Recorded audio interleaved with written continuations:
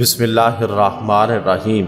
معزز ناظرین، آج ہم آپ کے سامنے حضرت مالک بن دینار رحمۃ اللہ علیہ کی توبہ کا سبق آموز واقعہ لے کر حاضر ہوئے ہیں۔ معزز ناظرین، مالک بن دینار رحمۃ اللہ علیہ سے ان کی توبہ کا سبب پوچھا گیا تو انہوں نے کہا کہ میں ایک سپاہی تھا اور شراب کا عادی تھا۔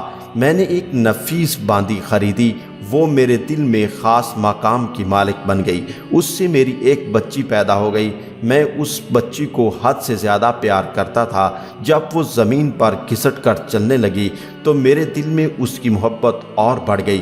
وہ مجھ سے مانوس ہو گئی اور میں اس کے سامنے جب شراب لا کر رکھتا تو وہ آ کر کھینچا تانی کر کے میرے کپڑوں پر شراب بہا دیتی۔ جب اس کے 2 سال ہو گئے تو وہ مر گئی۔ میرے دل کو اس کے غم نے بیمار کر دیا۔ 15 رمضان المبارک کو جمعے کی رات میں شراب کے نشے میں مدہوش تھا۔ میں نے عشاء کی نماز بھی نہیں پڑھی تھی۔ میں نے خواب میں دیکھا کہ سور پھونکا گیا اور قیامت قائم ہو گئی۔ مردے قبروں سے اٹھائے گئے اور تمام مخلوق جمع ہو گئی۔ میں بھی ان میں تھا۔ میں نے اپنے پیچھے سے آہٹ سنی، مڑ کر دیکھا تو ایک بہت بڑا اژدہا کالے رنگ کا، آنکھیں نیلی ہیں اور منہ کھولے ہوئے میری طرف دوڑ رہا ہے۔ خوف اور دہشت کے مارے میں بھاگا۔ راستے میں ایک ستھرے لباس والے شخص کے پاس سے گزر ہوا۔ میں نے سلام کہا، اس نے جواب دیا۔ میں نے کہا، بابا مجھے اس اژدہے سے پناہ دو تو تجھے اللہ پناہ دے گا۔ وہ بوڑھا رونے لگا اور کہا، میں کمزور اور ضعیف ہوں، یہ اژدہا بڑا زبردست ہے، میرے بس میں نہیں، آگے چلو اور بھاگو، شاید اللہ تیری نجات کی کوئی صورت بنا دے۔ میں آگے بھاگنے لگا اور ایک بلند جگہ پر چڑھ گیا۔ ادھر سے میں نے جہنم کے طبقات کو جھانک کر دیکھا، اس کی ہولناکیاں دیکھیں۔ قریب تھا کہ اژدہے کے خوف سے میں اس میں گر جاتا۔ مجھے کسی نے آواز دے کر کہا، چلو یہاں سے، تم یہاں کے رہنے والے نہیں ہو۔ میں اس کی بات سے مطمئن ہو گیا۔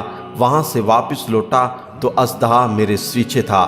میں نے پھر اسی بوڑھے کے پاس آ کر کہا، بابا میں نے آپ سے درخواست کی کہ اس اژدہے سے میری جان چھڑاؤ، آپ نے کچھ نہیں کیا۔ وہ بوڑھا پھر رونے لگا اور کہا، میں ناتواں ہوں، البتہ تم اس پہاڑ کے پاس جاؤ، وہاں مسلمانوں کی امانتیں ہیں، اگر تمہاری کوئی امانت ہو تو وہ تمہاری مدد کرے گی۔ میں نے دیکھا چاندی کا ایک گول پہاڑ ہے اور اس میں جگہ جگہ سوراخ اور روشن دان ہے اور پردے لٹکائے ہوئے ہیں۔ ہر روشن دان پر سونے کے دوپٹے ہیں اور ان کے قبضے یاقوت کے ہیں، آرائش موتیوں کی، ہر پٹ پر ایک ریشمی پردہ ہے۔ جب میں نے پہاڑ کی طرف نظر دوڑائی تو فوراً اس کی طرف بھاگا اور اژدہا میرے پیچھے تھا۔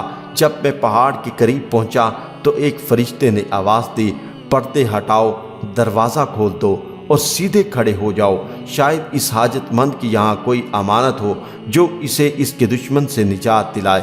میں نے دیکھا کہ پردے ہٹ گئے اور دروازے کھل گئے اور ان روشن دانوں سے بہت سارے بچے میری طرف جھانکنے لگے۔ ان کے چہرے چاندی کی مانند تھے۔ اژدہا میرے نزدیک پہنچ چکا تھا۔ میں حیران رہ گیا۔ ان بچوں میں سے ایک نے چلا کر کہا، ابے سب آؤ، اس کا دشمن اس کے قریب آ گیا ہے۔ چنانچہ وہ چوک در چوک کھڑے ہو کر جھانکنے لگے۔ اچانک میری وہ بچی جو مر گئی تھی وہ بھی ان کے ساتھ جھانک رہی ہے۔ جب اس نے مجھے دیکھا تو رونے لگی اور کہا، ہائے یہ تو میرا باپ ہے۔ پھر اس نے نور کے جھرمٹ میں تیر کی تیزی کی طرح چھلانگ لگائی اور میرے سامنے آ کھڑی ہوئی۔ اس نے اپنا بایاں ہاتھ میری طرف بڑھا کر میرا دایاں ہاتھ پکڑ لیا اور اپنے دائیں ہاتھ کو اژدہے کی طرف بڑھا دیا تو وہ بھاگ گیا۔ پھر اس نے مجھے بٹھایا اور میری گود میں بیٹھ گئی۔ اپنے دائیں ہاتھ سے میری داڑھی پکڑ کر کہا، اے ابا جان، کیا مومنوں کے لیے وہ وقت نہیں آیا کہ ان کے دل اللہ کے ذکر کے لیے جھک جائیں؟ میں رونے لگا اور کہا، اے بیٹی تم لوگ بھی قرآن کو جانتے ہو؟ اس نے کہا، ہم تو تم سے بھی زیادہ قرآن کو جانتے ہیں۔ میں نے کہا، اژدہے کے بارے میں تو کچھ بتاؤ جو مجھے ہلاک کرنے کے در پہ تھا۔ اس نے کہا، وہ تیرا برا عمل ہے جس کو تو نے طاقتور بنایا اور وہ تجھے جہنم کی آگ میں ڈبونا چاہتا ہے۔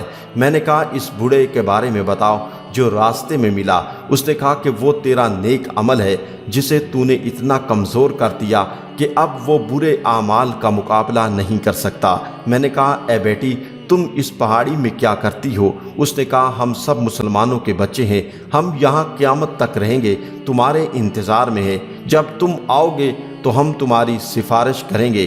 مالک بن دینار رحمۃ اللہ علیہ فرماتے ہیں میں گھبرا کر اٹھا اور صبح کو میں نے شراب چھوڑ دی اور اس کے برتن توڑ ڈالے، اللہ تعالیٰ سے توبہ کی، یہ میری توبہ کا سبب ہے۔ معزز ناظرین، اس واقعے سے ہمیں یہ سبق ملتا ہے، معلوم ہوا کہ اولاد اگر بچپن میں فوت ہو جائے تو مایوس نہیں ہونا چاہیے، بلکہ اللہ کی مرضی پر راضی رہنا چاہیے، کیونکہ یہی نابالغ اولاد آخرت میں کام آنے والی ہے، جیسا اس واقعے سے سبق ملتا ہے۔ اللہ تعالی ہم سب کو عمل کرنے کی توفیق عطا فرمائے، آمین یا رب العالمین۔ معزز ناظرین، آپ سے گزارش ہے کہ ہمارے چینل فیضی وائس کو سبسکرائب کریں، ساتھ دی گئی بیل آئیکن پر بھی لازمی کلک کریں تاکہ آپ کو ہماری ہر آنے والی ویڈیو کا نوٹیفیکیشن مل سکے، اور ہماری ویڈیو کو دیکھنے کے بعد آگے اپنے دوستوں کو شیئر کریں اور کمنٹ سیکشن میں اپنی رائے کا اظہار کریں۔ اللہ آپ کا، ہمارا اور تمام امت مسلمہ کا نگہبان ہو۔ والسلام۔